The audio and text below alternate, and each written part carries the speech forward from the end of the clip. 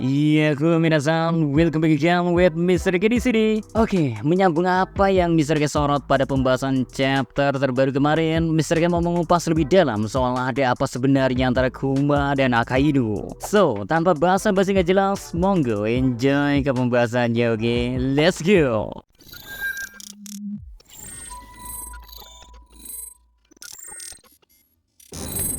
There's something wrong, I can feel it. Sebelum kita mengupas lebih dalam, tentu ada yang ingin Mr. K tekankan terlebih dahulu kepada kalian, bahwasanya ada yang berbeda di sosok Akainu di chapter terbaru. Yaitu kayak bukan Akainu yang kita kenal lah. Akainu kan kita mengenalnya sebagai sosok yang dingin, kejam, dan akan melakukan apapun termasuk menghabisi orang. Terlepas orang itu benar atau salah, yang jelas atas nama keadilan, Akainu pasti bakal menghabisinya. Itulah mengapa ya, Asuinu gak pernah segan atas segala misi penghabisan, entah itu di Ohara, Marineford, semua diajar tanpa pandang bulu olehnya. Bahkan di Pangazat, kolega admiralnya pun ya tetap diantem sama dia 10 hari 10 malam. Pokoknya semua dilibas sama doi tanpa babi bu. Tapi kayak ada yang janggal di pertarungan antara Kuma melawan Akainu di updatean chapter 1092.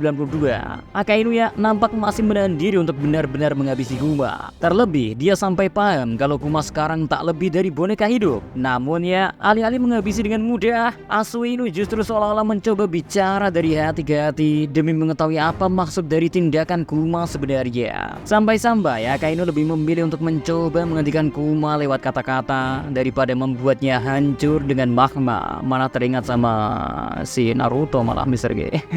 Semakin menunjukkannya, Asuinu melawan Kuma bukan atas dasar prinsipnya lagi, melainkan tugasnya semata sebagai Fleet Admiral. Belum lagi kita melihat Akainu ya sampai teringat obrolannya dengan Bonnie yang mana ya itu terjadi di chapter 595. Jauh banget ya, rentang waktu yang cukup panjang pula. Akainu gak sekedar membicarakan Bonnie ya, ia bahkan sampai mencoba menyadarkan Bonnie bahwa alasan Kuma menjadi senjata ya murni karena pemikiran Kuma sendiri. Nah, pertanyaannya ya, kenapa si Akainu bisa tahu sebanyak itu? Apa ia juga sampai paham alasan dibalik keinginan Kuma sebenarnya? Sehingga membuat Akainu heran tujuannya tidak jelas untuk sekarang ini.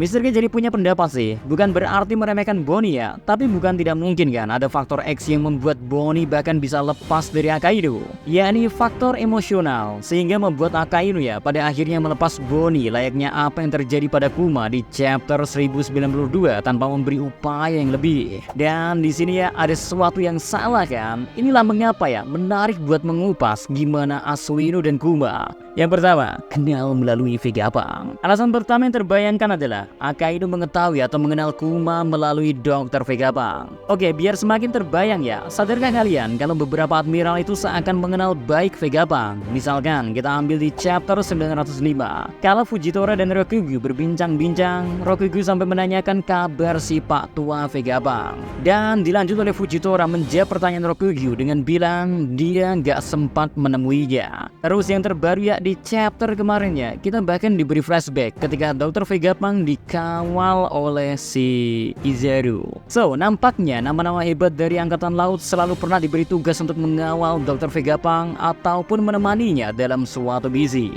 Jadinya membuat marin-marin ini ya bisa kenal secara eksklusif ke Dr. Vegapunk, tak terkecuali Akainu. Kita berasumsi ya, ia pernah akrab dengan Vegapunk karena suatu tugas untuk kemudian tak menutup kemungkinan ya menjaga penelitian terpenting dari Dr. Vegapunk, yaitu Pacifista. Dan jika kita bicara soal Pacifista, sudah pasti nyambung lagi ke Kuma yang memang kebetulan digunakan sebagai role model secara bentuk, sedangkan secara kekuatan menggunakan Kizaru awal mulanya. Nah, sebab itulah pernah menjalani misi penting bersama Dr. Vegapunk, termasuk soal Pacifista. Ia bisa mengetahui alasan dibalik kenapa akhirnya Kuma secara sukarela menyerahkan diri sebagai senjata tempur lewat eksperimen Dr. Vegapunk. But yang perlu menjadi catatan ya, asumsi ini masih punya kelemahan sih. Asumsi ini tak menjawab kenapa Akainu juga ikut menyebutkan nama pasukan revolusi. Masuk ke asumsi kedua, yaitu Akainu bisa akrab kepada Kuma karena status Kuma sebagai Shichibukai. Nah, seperti yang kita ketahui, Shichibukai kerap kali mengadakan pertemuan dengan Angkatan Laut, mengingat aliansi yang terbentuk antara Marin bersama nama-nama besar bajak laut itu. Cuman kita lagi-lagi sama-sama tahu ya, Shichibukai terasa lebih rebel sehingga dia memiliki rasa-rasa sulit punya hubungan baik dengan Marin. Kalau nggak karena Marinnya yang takut, ya si Chichibukai yang segan seperti kasus Doflamingo ke Suru.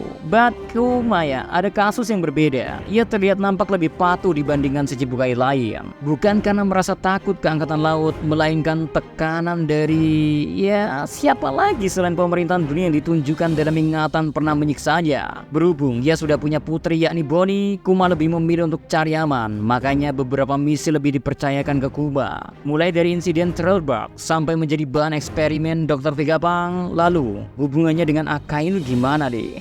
Seperti yang kita singgung sebelumnya, hal yang wajar Marin membangun kontak dengan si Chichibukai, entah itu demi kepentingan misi atau lainnya Dan melihat gimana patuhnya Kuma dibandingkan si Chichibukai lain, bisa aja kan Akainu merasa prinsip keadilannya terwakilkan oleh Kuma, sehingga ia merasa respek ke Kuma sampai ia mendengar kisah soal Kuma dengan telinganya sendiri. Tapi tentu ada kelemahan asumsi ini Ya apa ya, kita gak dapat hubungannya sama pasukan revolusi. Sebab jika Akainu sudah mengetahui dari awal Kuma berada di pihak pasukan revolusi, agak sulit membayangkan mereka bisa akrab. Asumsi ketiga berkaitan dengan latar belakang Kuma yang disebut-sebut sebagai salah satu ras spesial. Bukan cuman itu ya, ia juga diidentifikasi sebagai raja di sana. Cuman kalau berdasarkan rumor sih, Kuma dikenal sebagai raja yang sangat kejam. Katanya loh ya, rumor ini pun dibantah oleh Bonnie sendiri. Kerajaan Sorbet seharusnya teraliansi dengan pemerintahan dunia, hanya saja mengingat keterlibatan Kuma dengan pasukan revolusi membuat pulau ini seolah mengalami perselisihan dengan pemerintahan dunia, sehingga membuat Kuma pada akhirnya dikalahkan kemudian berhasil ditangkap. Kalian tahu kan, Kuma sangat kuat dengan kemampuan buah iblisnya. Semisal harus ditanya ya, siapa sosok yang dapat mengalahkan Kuma?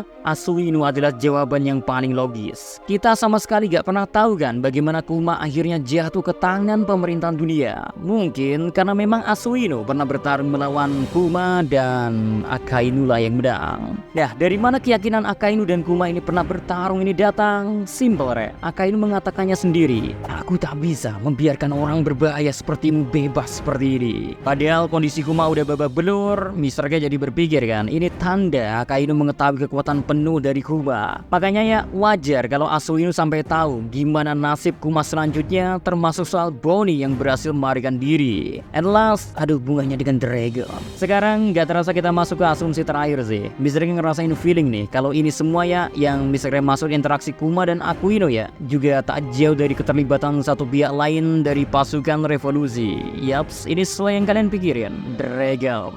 Guys, gimana semisal ternyata ya Asuino, Kuma, serta Dragon rupanya pernah berada di satu sisi yang sama yakni Marin ataupun pihak yang mengabdi ke pemerintahan dunia. Yes, Dragon pernah berarti.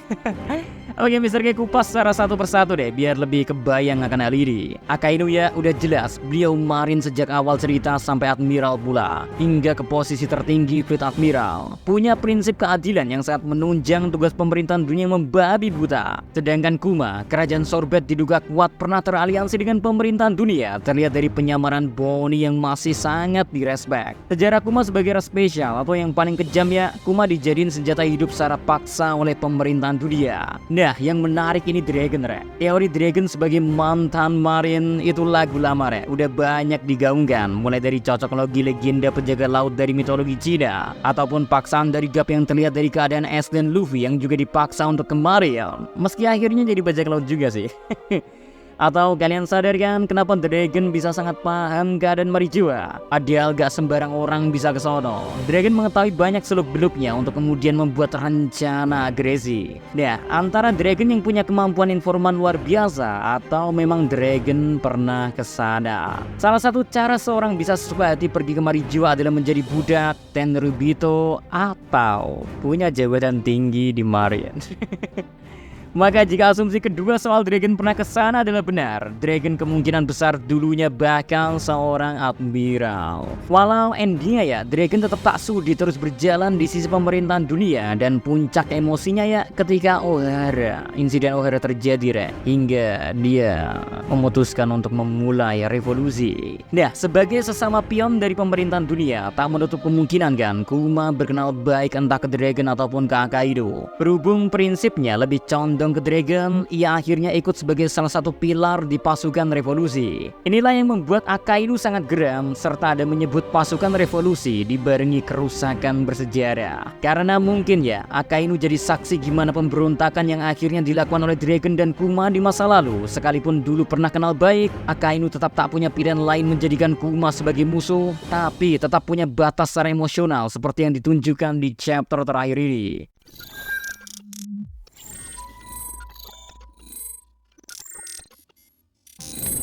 Oke, mungkin itu berbagai bayangan yang tergambar di pikiran Mr. K soal gimana adanya chance Akainu mengenal baik Kuma. Tentu setiap asumsi masih punya kelemahan, sambil Mr. K terus menyimak sih. Semisal ada clue baru di chapter mendatang, one by one puzzle Mr. di One Piece akan terjawab sepenuhnya kok. Karena One Piece nggak ada plot hole. Jangan enjoy the time nakama. Pandangan kalian sendiri gimana terkait hal ini? Coret-coret di komentar, oke? Pasti Mr. K lihat kok. So, see you next time, Adi Segar Melos, stay safe everyone, salam, Adi Beria.